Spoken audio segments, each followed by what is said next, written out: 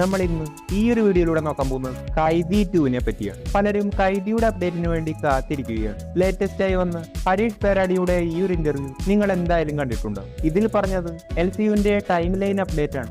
നമ്മളെ കൈദി ഫസ്റ്റ് കഴിഞ്ഞിട്ട് 25 ദിവസം കഴിഞ്ഞ് സംഭവിക്കുന്ന സിനിമയാണ് കൈദി സെക്കൻഡ്. കൈദി 2-ന്റെ സ്റ്റോറി ഇതിൽ നിന്ന് നമുക്ക് ഒരു പ്രീക്വൽ അല്ലെന്ന് മനസ്സിലായി. അതായത് ദില്ലിയുടെ ഒറിജിൻ കാണിക്കുന്ന ആ ഒരു സ്റ്റോറിയല്ല. കൈദി കഴിഞ്ഞ് ഏകദേശം ഒരു മാസത്തിന് ശേഷമാണ് കൈദി 2-ന്റെ സ്റ്റോറി. പക്ഷെ ഇവിടെ വലിയൊരു പ്രശ്നമുണ്ട്. കണ്ടിന്യൂറ്റി മിസ്റ്റേക്ക് വരും. കൈദി സിനിമയിൽ ദില്ലിയുടെ മകൾ ഒരു ചെറിയ കുട്ടിയായിരുന്നു. വിക്രം നടക്കുന്നത് കൈദി കഴിഞ്ഞ് 75 ദിവസങ്ങൾക്ക് ശേഷമാണ്. ഈ ഒരു സീനിൽ തന്നെ ദില്ലിയുടെ മകൾ ഇത്രയും വളർന്നു. ഇനി കൈദി 2-ന്റെ ഷൂട്ടിംഗ് തുടങ്ങി പടം റിലീസ് ആകുമ്പോഴേക്കും മകൾ പിന്നെയും വളരും. അപ്പോൾ സിനിമയ്ക്ക് ഇതൊരു ചലഞ്ചിങ് ആയിരിക്കാം. കൈദിയുടെ പ്രീക്വൽ ആണെങ്കിൽ ഇങ്ങനെയുള്ള യാതൊരു കുഴപ്പവുമില്ല. ഒരുപക്ഷെ ഈ ഒരു ടൈം ലൈനിൽ മാറ്റം വരും. ഇനി ഇതേ ടൈം ലൈൻ ആണെങ്കിൽ മകളെ കാണിക്കുന്ന സീനുകളിൽ ഡയറക്റ്റ് കാണിക്കാതെ മറ്റൊരു കുട്ടിയെ യൂസ് ചെയ്തു ബാക്ക് സൈഡ് സീനുകൾ അങ്ങനെ റെഫറൻസ് പോലെ കാണിക്കണം. അങ്ങനെയാണെങ്കിൽ ദില്ലിയെ മാത്രം ഫോക്കസ് ചെയ്യാം. പക്ഷെ അവിടെ മറ്റൊരു പ്രശ്നമുണ്ട്. കൈദി സിനിമയുടെ കോർ എന്ന് പറയുന്നത് അച്ഛനും മകളും തമ്മിലുള്ള ആ ഒരു ഇമോഷണൽ ബോണ്ടാണ്. മകൾ എന്തായാലും കൈദി 2-ൽ കാണിക്കും. ഈ ഒരു സിനിമയിൽ എന്തായാലും നോർമലി വില്ലന്മാരും ഉണ്ടാവും. ഒട്ടുമിക്ക ലോകേഷ് പടത്തിലും വില്ലന്മാർ മെയിനായി നായകന്റെ ഫാമിലിയോ അല്ലെങ്കിൽ നായകന് പ്രിയപ്പെട്ടവരെയാണ് അറ്റാക്ക് ചെയ്യുന്നത്. അങ്ങനെയാണെങ്കിൽ മകളും ഒരു മെയിൻ ക്യാരക്ടറായി. ഇതുകൊണ്ട് തന്നെ ടൈം ലൈനിൽ മാറ്റം വരാം. സിനിമയുടെ ഫസ്റ്റ് ഇയർ ദില്ലിയുടെ ഒറിജിൻ ആയിരിക്കും. ഈ ഒരു സീനിൽ ഇവിടെ സഞ്ജീവ് മൊത്തം ട്രോഫികളാണ്. ജയിലിൽ പോകുന്നതിന് മുമ്പ് ദില്ലി ഒരു കബഡി പ്ലെയർ ആയിരുന്നു. അങ്ങനെ കബഡി കളിച്ച് കിട്ടിയതാണ്. മാത്രവുമല്ല ലോകേഷ് പറഞ്ഞിരുന്നു കബഡി കളിച്ചിരുന്ന ദില്ലിയുടെ ബാക്ക് സ്റ്റോറി എന്തായാലും സിനിമയിൽ ഉണ്ടാവും. ചിലപ്പോൾ ഇൻട്രോ ആയിരിക്കാം, ഫ്ലാഷ് ബാക്ക് ആയിരിക്കാം, ലവ് സീൻ ആയിരിക്കാം, സോങ് ആയിരിക്കാം. ഈ കൈദി സിനിമ തന്നെ നമ്മൾ മുമ്പ് പറഞ്ഞു കോണയർ സിനിമയിൽ നിന്ന് ഇൻസ്പയർ ആയത്. സ്റ്റോറി രണ്ട് സെയിം ആണ്, രണ്ട് വ്യത്യാസമുണ്ട്. ഒന്ന് കോണയർ സിനിമയിൽ ദില്ലിയുടെ വൈഫ് ജീവനോടെയുണ്ട്. രണ്ടാമത്തേത് കൈദിയിൽ ലോറിയാണ്. ഹോളിവുഡിൽ എപ്പോഴും ബഡ്ജറ്റ് കൂടുതലാണ്. അതുകൊണ്ട് അമേരിക്കൻ ദില്ലി പ്ലെയിൻ ആണ് ഓടിക്കുന്നത്. അമേരിക്കൻ ദില്ലി ആർമിക്കാരന് ദില്ലിയുടെ ഒറിജിൻ സ്റ്റോറിയിൽ പക്ഷെ അങ്ങനെ ജയിലിൽ പോയി അത് കാണിക്കുന്നുണ്ട്. വൈഫിനെ മീറ്റ് ചെയ്യാൻ ഒരു സ്ഥലത്ത് പോയപ്പോൾ കുറച്ച് വില്ലന്മാര് വന്നു വൈഫിനെ ഉപദ്രവിക്കാൻ നോക്കും. വൈഫ് പ്രഗ്നന്റ് ആയിരുന്നു. അമേരിക്കൻ ദില്ലി എല്ലാവരെയും തട്ടി. ഈ ഒരു സെയിം സ്റ്റോറിയാണ് കൈദി ദില്ലിയും പറഞ്ഞു. റോളക്സ് ക്യാരക്ടർ ഈ ഒരു യൂണിവേഴ്സിലെ തന്നെ ഒരു ബഡേമാസ് വില്ലനായിട്ടാണ് കാണിക്കുന്നത്. അങ്ങനെയുള്ള വില്ലൻ ദില്ലി ക്യാരക്ടർ വലിയൊരു എനിമിയാണെന്ന് ചോദിച്ചാൽ ഒരിക്കലുമല്ല. കൈദിയിൽ നോക്കിയാൽ ദില്ലി അങ്ങനെ വലിയൊരു ഭീകരനല്ല. വലിയ അറിവൊന്നുമില്ലാത്ത ഒരു നോർമൽ വ്യക്തിയാണ്. സർവൈവ് ചെയ്യാൻ വേണ്ടിയാണ് എല്ലാ ഫൈറ്റും ചെയ്തത്. കൈദിയുടെ ക്ലൈമാക്സ് മെയിൻ ആയിട്ടുള്ള ഗ്യാങ്സ്റ്റർ ഗ്രൂപ്പിൽ 4 പേരും ഇതിൽ 3 പേർക്ക് ദില്ലി ആരാണെന്ന് തന്നെ അറിയും. അഡേ കളർ എന്ന ഈ ഒരു ക്യാരക്ടറിന് മാത്രമാണ് ദില്ലിയെ പറ്റി അറിയുന്നത്. ഈ ഒരു വില്ലന് ദില്ലിയെ ശരിക്കും അറിയും. കാണുമ്പോഴേ പേടിക്കുന്നു.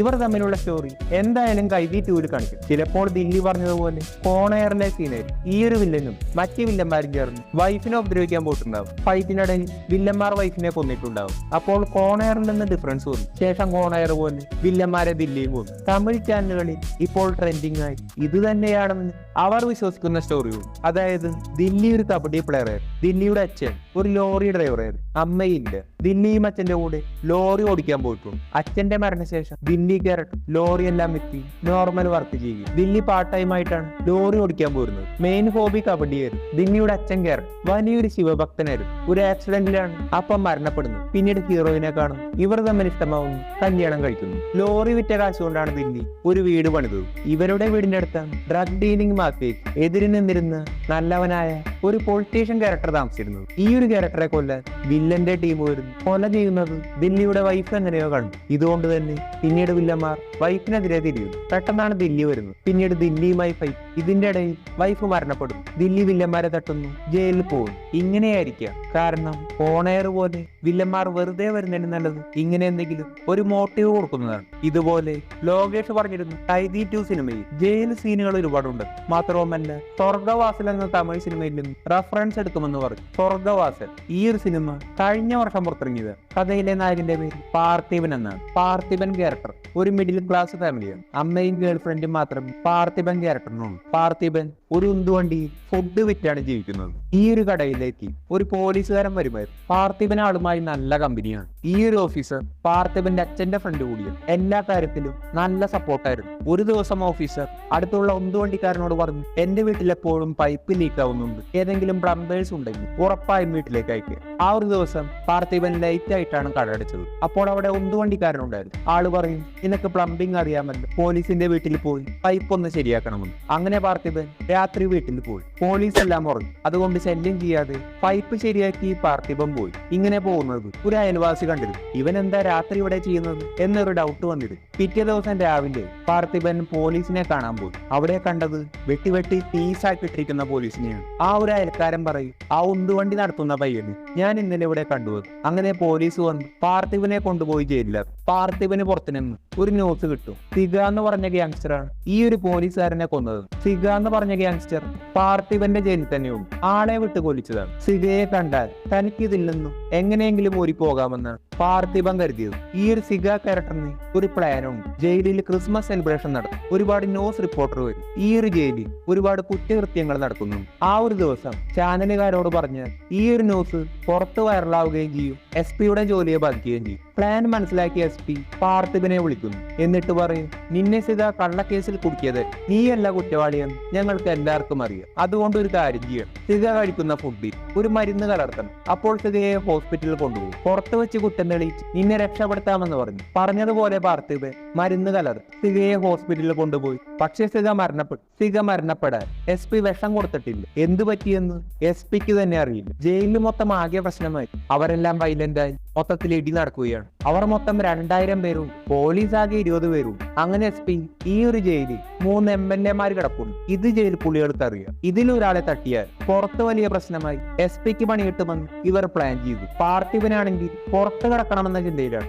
MLA-മാരെ രക്ഷപ്പെടുത്തിയാൽ തനിക്ക് രക്ഷപ്പെടാമെന്ന് കരുതി ഈ ഒരു പ്ലാനിങ്ങിനെ പറ്റി SP-യോട് പറഞ്ഞു. പിന്നീട് SP ഒരുപാട് പോലീസുമായി വന്നു വലിയൊരു ഫൈറ്റ് നടത്തി. പ്ലാൻ ചെയ്ത എല്ലാവരെയും കൊന്നു. സിഗ എങ്ങനെയാണ് മരിച്ചതെന്ന് അവർ ഒരിക്കൽ കൂടി ചോദിക്കുമ്പോൾ SP പറയും, എടാ പാർത്ഥിബ, അതൊന്ന് പറഞ്ഞു കൊടുക്കടാ. എല്ലാം തന്റെ തലയിലിട്ടു എന്ന് മനസ്സിലാക്കിയ പാർത്ഥിബൻ SP-യെ കുത്തിക്കൊല്ലും. ചെയ്യാത്ത കുറ്റത്തിന് വന്ന പാർത്ഥിബൻ പിന്നീട് ഒറിജിനൽ കുറ്റവാളിയായി. ഇതാണ് സിനിമ. ഇതിൽ നിന്ന് ലോകേഷ് റെഫറൻസ് എടുക്കുന്നുണ്ട്. ചിലപ്പോൾ ദില്ലി ക്യാരക്ടറെ ജയിലിൽ വെച്ച് പോലീസുകാർ യൂസ് ചെയ്യുന്നതായിരിക്കാം. ഇതുപോലെ ലിയോ ക്യാരക്ടറും ദില്ലിയും തമ്മിൽ കണക്ഷൻ ഉണ്ടെന്ന് പറയുന്ന പല വീഡിയോസും നിങ്ങൾ കണ്ടിട്ടുണ്ടാവാം. അതായത് ലിയോന്റെ അനിയത്തിയാണ് ദില്ലിയുടെ വൈഫ് എന്ന് പറയുന്ന വീഡിയോസും. പക്ഷെ അങ്ങനെ സംഭവിക്കാൻ ചാൻസ് വളരെ കുറവാണെങ്കിൽ ഇല്ല എന്ന് പറയാൻ കഴിയില്ല. ലിയോ സിനിമ അഡാപ്റ്റ് ചെയ്ത് ഹിസ്റ്ററി ഓഫ് വയലൻസ് നോക്കിയാൽ ഇതിലങ്ങനെ ഒരു ലേഡി ക്യാരക്ടർ ഇല്ല. ലിയോ സിനിമയിൽ നോക്കിയാൽ പാർത്ഥിബൻ എന്ന ക്യാരക്ടർ ഫാമിലിക്ക് വേണ്ടി എന്തും ചെയ്യും, വളരെ വയലന്റ് ആവും. പക്ഷെ ലിയോ ക്യാരക്ടർ ഓൾറെഡി വയലന്റ് ആണ്. അപ്പോൾ അനിയത്തി ഹറോൾഡ് ദാസിന്റെ കുത്തേറ്റി മരിച്ചിട്ടുണ്ടെങ്കിൽ ലിയോ ക്യാരക്ടർ അപ്പോഴേ വന്ന് പ്രതികാരം ചെയ്യേണ്ടതാണ്. ഒരു ഫേക്ക് ID ഉണ്ടാക്കി നോർമൽ ലൈഫിലേക്ക് പോവില്ല. ചിലപ്പോൾ അനിയത്തിയും രക്ഷപ്പെടാം. രണ്ടുപേരും ചേർന്നായിരിക്കാം ഒരിക്കലും തിരിച്ചു പോകാത്ത രീതിയിൽ ഫേക്ക് ID ഉണ്ടാക്കി നോർമൽ ലൈഫിലേക്ക് കടന്നു. ചാൻസ് വളരെ കുറവാണെങ്കിലും ഇങ്ങനെയും ചെയ്യാൻ കഴിയും. കൈദി സിനിമയിൽ അണ്ടർ കവർ ഏജൻസിനെ പറ്റി പറയുമ്പോൾ ഒരാളുടെ പേര് സത്യ എന്നാണ്. ലിയോന്റെ വൈഫ് ആരായിരുന്നു എന്ന് പറയാൻ കഴിയും. ലിയോ ആരായിരുന്നു എന്ന് അന്വേഷിക്കുന്ന രീതിയല്ല ഒരു പോലീസ് ട്രെയിനിങ് കിട്ടിയതുപോലെ ചെറുതായി തെറ്റാവുന്നു. ഇതുപോലെ കോടതിയിൽ വെച്ച് സെക്ഷൻസ് പറയുമ്പോഴല്ല ഈ ഒരു ക്യാരക്ടർ ജസ്റ്റ് ഒന്ന് സ്മൈലി ചെയ്യുകയാണ് ചെയ്യുന്നത്. ഇതുപോലെ ഈ 2 ക്യാരക്ടറും സെയിം ഓർഫനേജ് ആണ്. കൈദി 2 വേണ്ടി വെയിറ്റ് ചെയ്യുന്നവർ ഉറപ്പായി കമന്റ് ചെയ്യുക.